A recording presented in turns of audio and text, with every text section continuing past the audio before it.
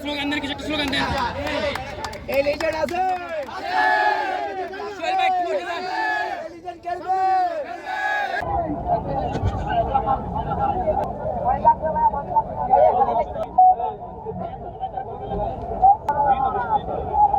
মুসিবতের বিরুদ্ধে লড়াই হবে একসাথে। লড়াই আছে।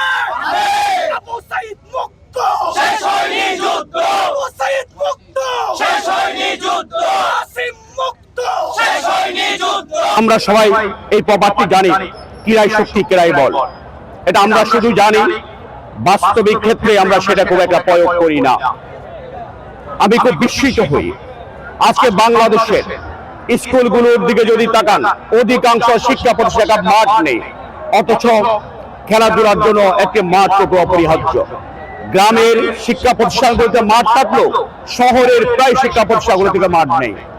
এই দিকটি আমাদের সরকারকে নজর দেওয়ার জন্য আমি অনুরোধ করব। আরেকটি কথাই বলি, আমাদের সন্তানরা আজকে মাঠে খেলতে যান না, তারা মোবাইল স্ক্রিনের মধ্যে ঢুকে গিয়েছেন, যার কারণে আজকে দেখবেন আমাদের 6 বছরের শিশু, 7 বছরের শিশু, 8 বছরের শিশুকে তারা চুকে আপনার পাওয়ারি চশমা পড়তে হয়। এটা আমাদের জন্য অত্যন্ত দুর্ভাগ্য। এই বিষয়টির দিকে আমাদের অভিভাবকদেরকে নজর দেওয়ার জন্য আমি অনুরোধ করব। সবশেষ যে কথাটি বলবো, খেলা শুধু বাচ্চাদের জন্য নয়, আমরা মনে করি শিশুদের জন্য খেলা না, বয়স্কদের জন্য, বয়স্কও খেলতে হবে সুস্থ থাকার জন্য।